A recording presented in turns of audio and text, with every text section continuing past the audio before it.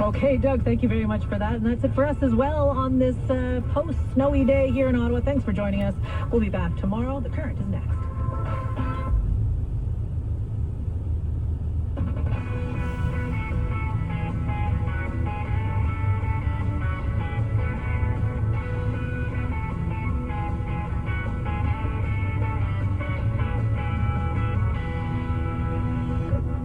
I was blessed at a very young age with a very good imagination.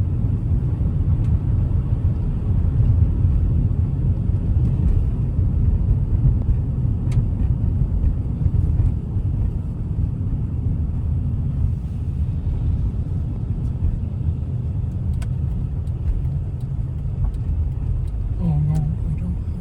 Shouldn't be going this way. Shit. I got distracted by the traffic. Oh well.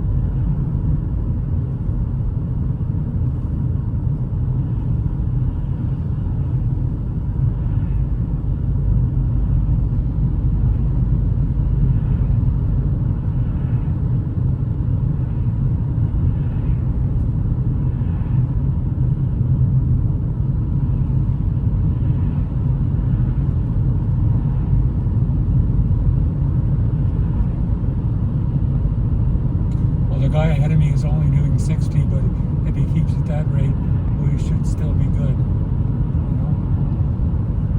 Correct.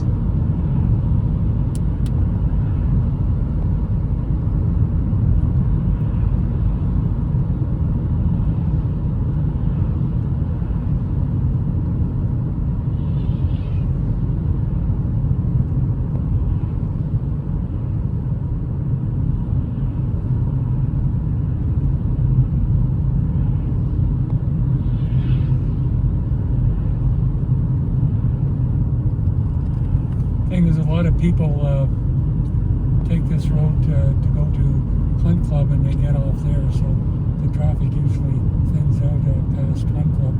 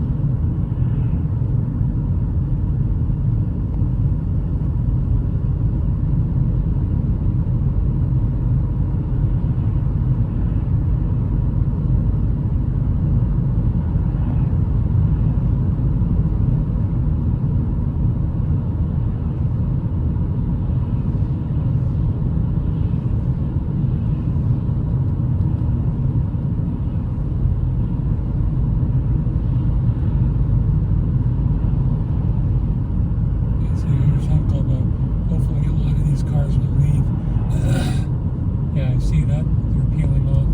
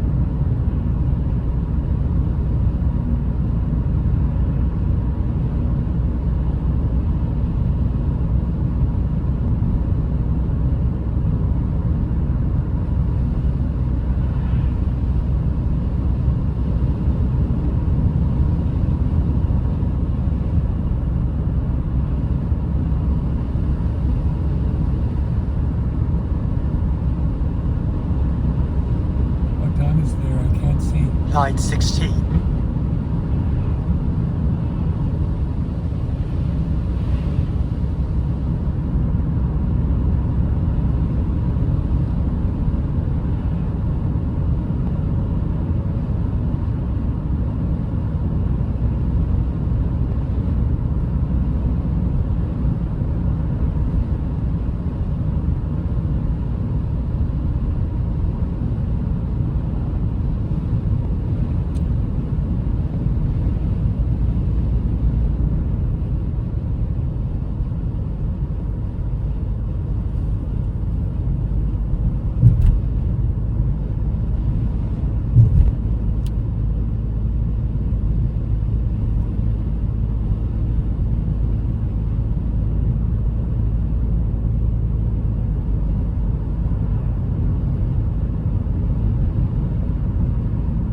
I think I'd slow you down if I had to go through the thing there, because I've got boots that they'll want me to take off and all that stuff, and I've got the hip that they're going to be checking.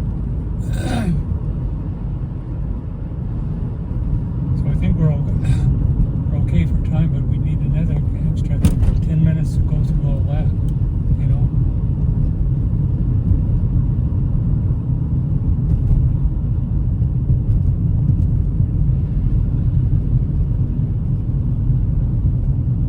So will you be okay, Connor? Yes, I'll be fine. Good. It's the first time we've done this. And I'd rather have you get on the plane on time rather than sort of find out that we've been spending 10 minutes sort of going through the parking and everything and, you know, causing a problem later. Departures.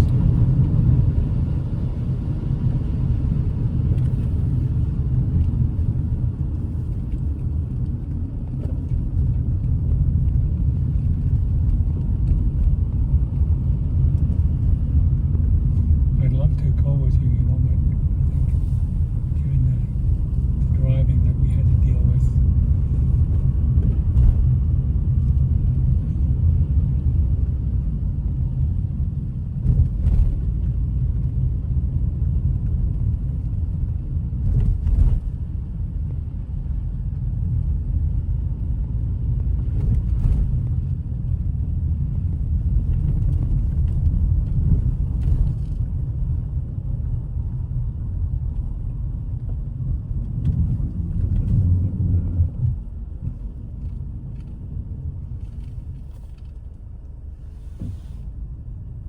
What's this guy doing?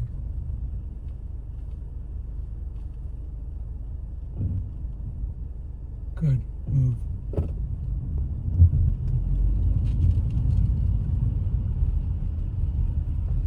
So I guess this is the one here. Okay, I do have a parking pass here, so.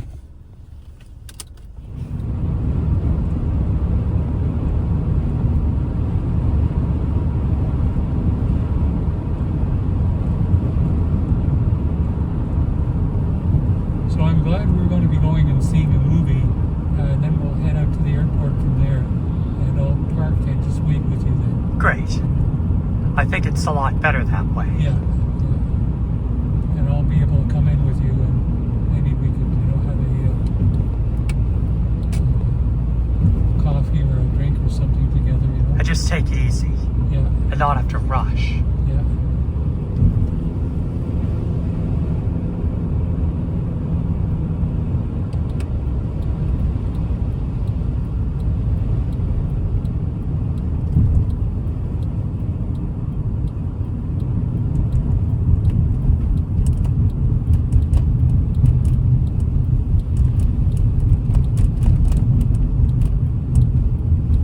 Jesus Christ. Go! Stupid asshole.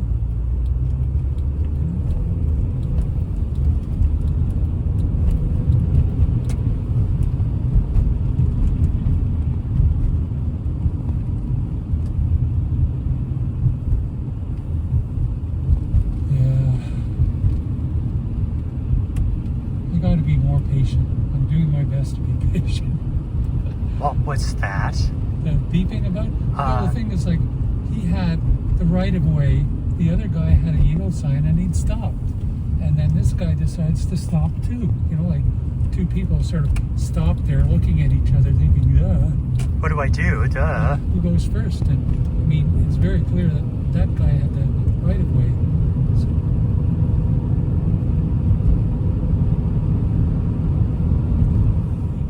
one.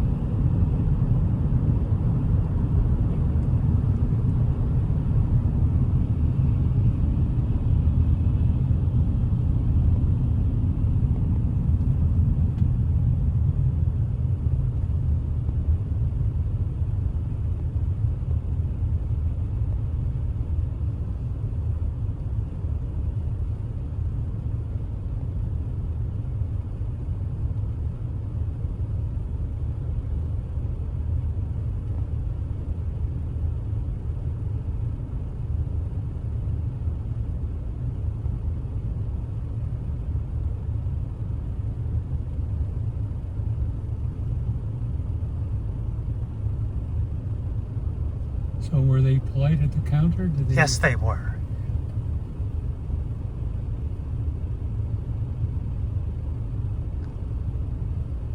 It's good that they booked you into another flight.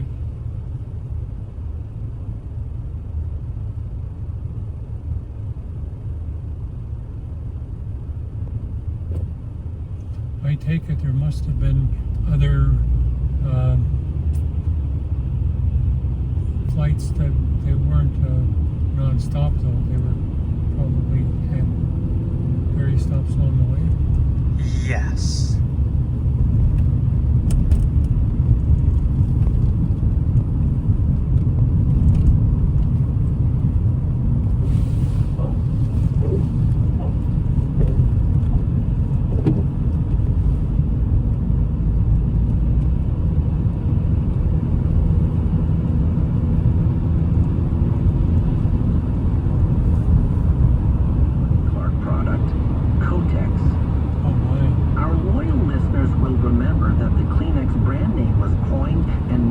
By the genius ad man Albert Lasker, who we profiled in one of our episodes a few years ago. As women began using cosmetics more and more, Kleenex was positioned in the marketplace as a disposable tissue for removing makeup instead of using cloths. And in 1927, Lasker's advertising agency began running print ads featuring popular Hollywood actresses using Kleenex to remove their movie makeup. 3 years later, in 1930, Lasker did a survey to find out how people were actually using Kleenex. He discovered they weren't using it for makeup removal, but rather they were blowing their noses with it. He took this finding back to Mahler at Kimberly-Clark, saying Kleenex could replace handkerchiefs.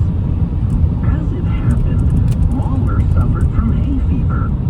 He loved the idea. Lasker coined the slogan, "Don't put a cold in your pocket." Kleenex sales doubled in the first year. Now the product didn't just appeal to women, but to men as well. By 1931, Kleenex was one of Kimberly-Clark's best-selling products. From that day forward, Kleenex became the #1 facial tissue in the world. So why is Kleenex exiting Canada? The answer, as always, ran during cartoons on Saturday mornings. Don't be scared. I'm the super sweet monster with the super sweet new cereal, Count Chocula. This'll here's the super sweet new cereal, Frankenberry. But I've got chocolate sweeties for monstrous chocolate flavor. Well, I got berry flavored sweeties for monstrous strawberry flavor. Count Chocula. Frankenberry. Frankenberry. Count Chocula. They became so popular with kids, other monster cereals were added, including Boo Berry and Fruity Yummy Mummy. The cereals contain lots of sugar and, according to the box label, 8 essential vitamins plus iron. As it turns out, the hot dog that has a signature slice down the middle, or butterflied if you want to be fancy, served in a toasted bun topped with real cheddar cheese and bacon. A&W, by the way, was Canada's first fast food hamburger chain. The original store opened in Winnipeg back in 1956, predating McDonald's by 11 years. By 1966, A&W had over 200 drive-in restaurants across Canada. And here's a little trivia. Canadian A&Ws are operated independent of the U.S., and Canada has more than double the number of A&W locations than the States. It employs 20,000 people and serves over 197 million Canadians every year. Hey, let's all go to A&W. It's more fun At A&W. We'll have a mug of root beer, or maybe 2 or 3. Pick the perfect size from the burger family. You're giving them a free hand here. To A&W. I can taste it now.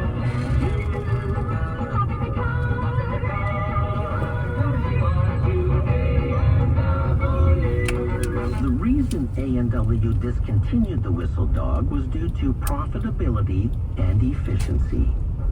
Sales began to drop over time, and a hot dog in a predominantly hamburger-driven restaurant means extra equipment was... So do you want to come in? Yes. Okay.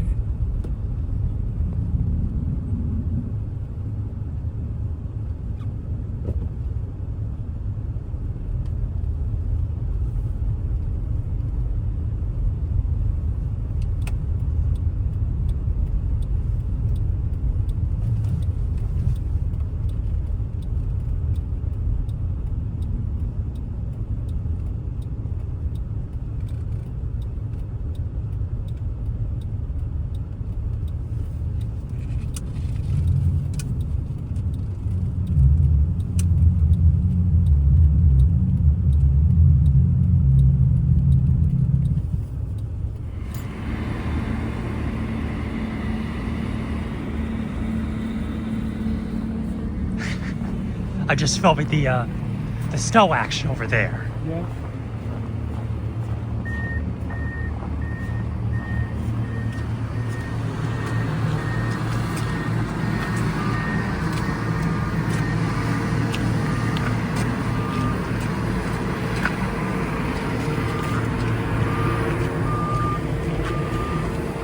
Michigan State University in East Lansing.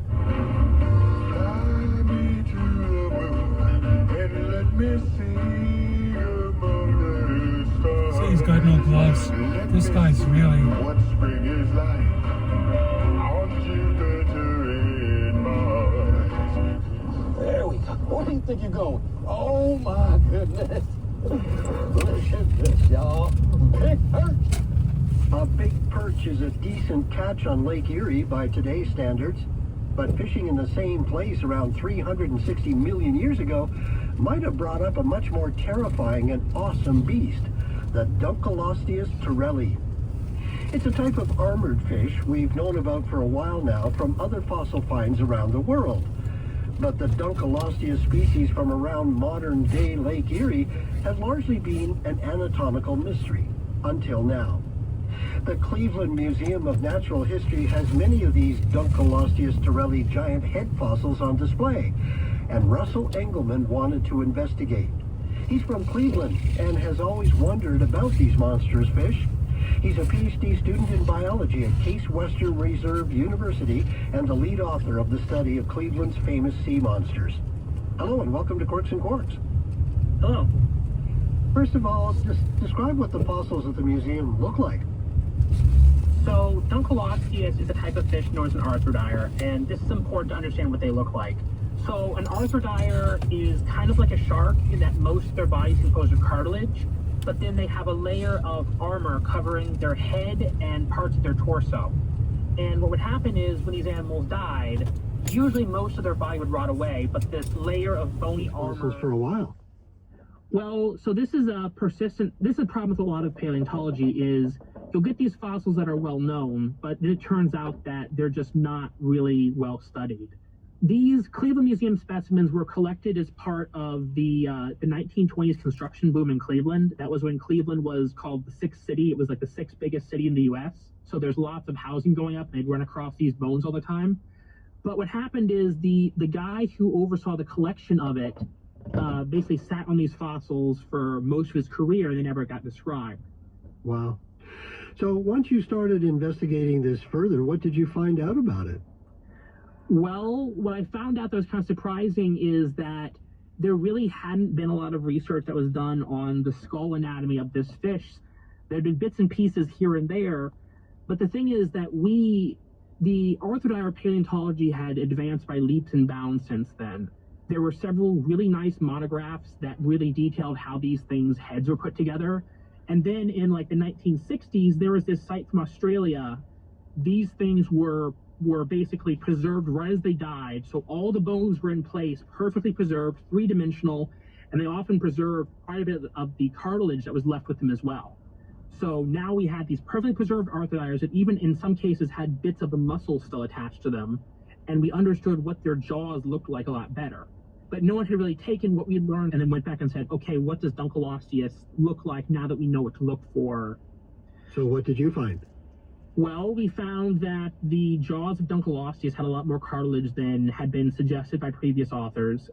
When people see Dunkleosteus, they often think the jaws are all there is, but it turns out about like half of the jaw is actually composed of cartilage.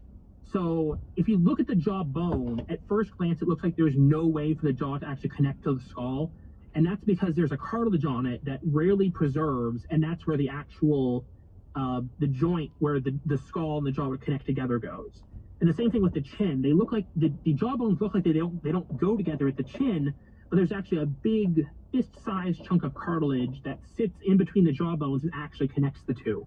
And what's really weird is that this big bony lower jaw, unless you count the cartilage, doesn't actually have any connections with any other parts of the body. What about teeth? Well, and that's what's kind of...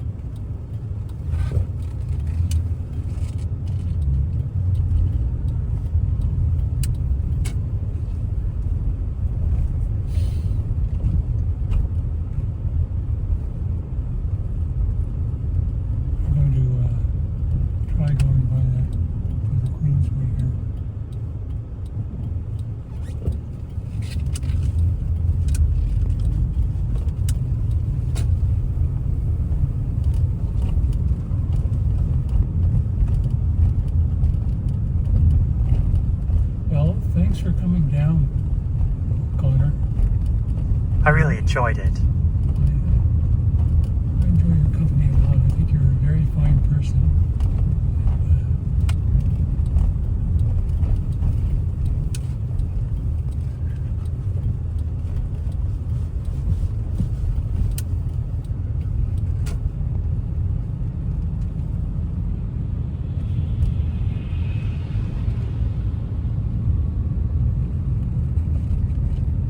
I got to spend an extra day with you.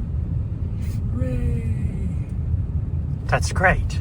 Yes, it certainly is.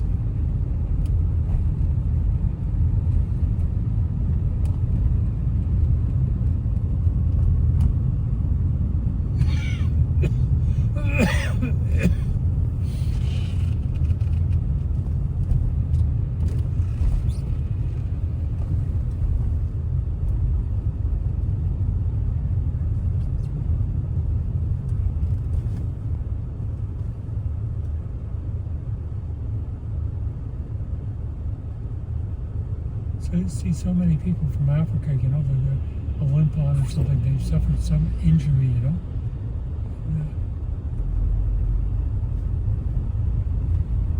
You know, from where they lived before.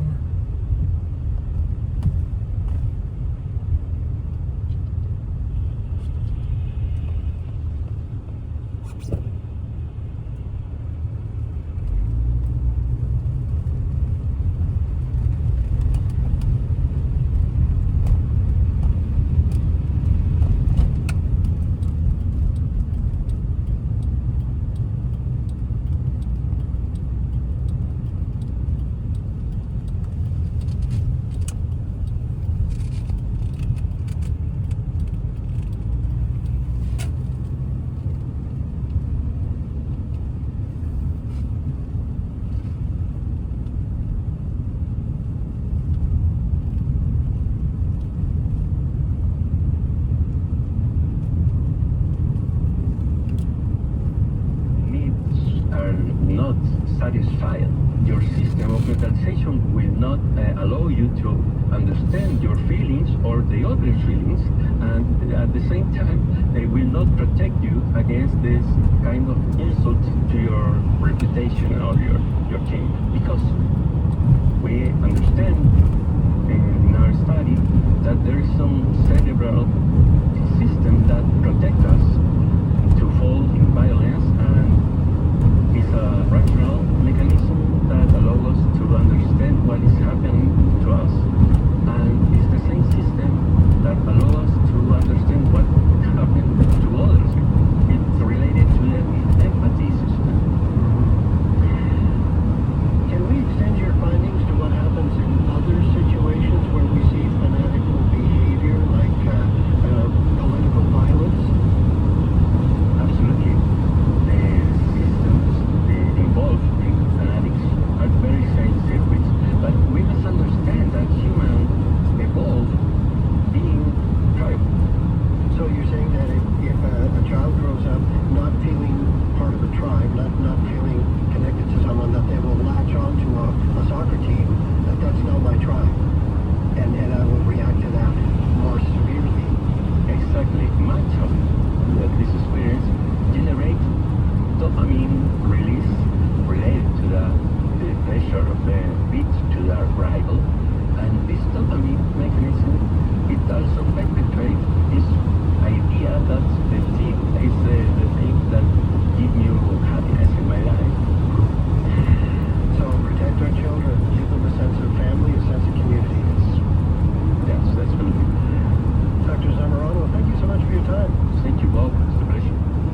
Dr. Francisco See, if y'all from Zamorano is an Winter associate professor at the Universidad San Sebastian and a researcher in the radiology department of Clínica Alemana in Santiago, Chile. Well, we asked for your science questions, and boy, did you deliver. Thanks to you, we're cooking up a great holiday question show. One of our listeners even got his question answered by a former Canadian astronaut. And speaking of astronauts, we have a special treat for you next week. I sat down with Canadian astronaut Jeremy Hansen in a CBC radio exclusive to talk about his historic upcoming mission around the moon in the new year.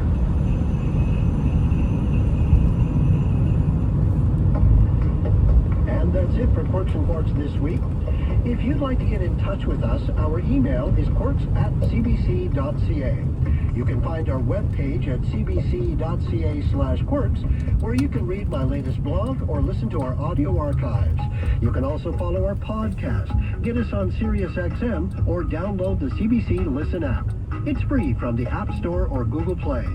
Quirks and Quarks is produced by Rosie Fernandez, Amanda Buckowitz, Livia Dyring, and Dan Falk. Our senior producer is Jim Levins, and our acting senior producer is Sonia Biting. I'm Bob McDonald. Thanks for listening. Light pollution.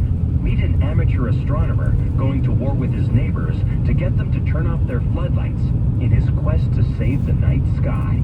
On Now or Never, after the news. This is CBC News. Good afternoon. It's minus 10 degrees in Ottawa with light snow falling and also drifting snow. I'm Elise Furrow with the latest from the CBC Ottawa newsroom.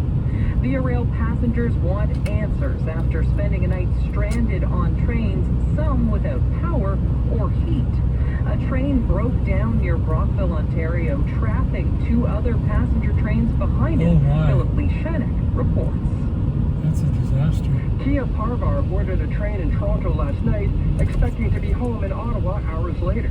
But then the train came to a stop near Brockville and stayed there. You never think that you're going to be here for like 12, 13 hours straight, so it's like nobody plans for that. Via Rail says one train had a mechanical failure, trapping two trains behind it on the tracks. It says all passengers were moved off the disabled train and spent the night in the station. Passengers on the other train stayed on board. VIA has apologized and is offering full refunds. Transportation Minister Steve McKinnon says VIA needs to do better. We understand it's a Canadian winter and things happen. However, the response is critical and we want VIA Rail to continue to improve on it. There was a similar incident last year where passengers were stuck on a train near Montreal for 10 hours. VIA says it will do a full review of this incident. Phil Duchanock, CBC News. You need new locomotives. Quebec's family doctors and the province have reached a tentative agreement. He's on that, taking me down the aisle, and it means a lot to me. It was a sudden death. He fell and hit his head and, died suddenly. So to have this is pretty special. We're all crying. Kleenex.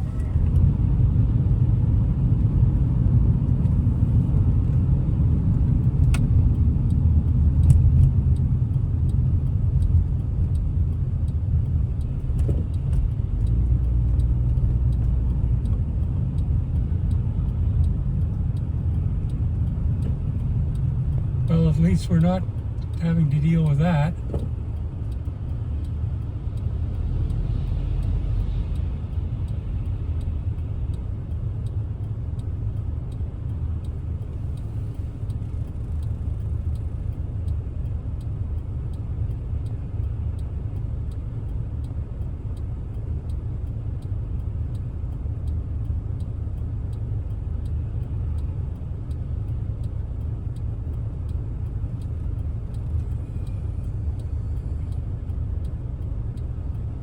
So what time is it? It's 6:04. Ah, no.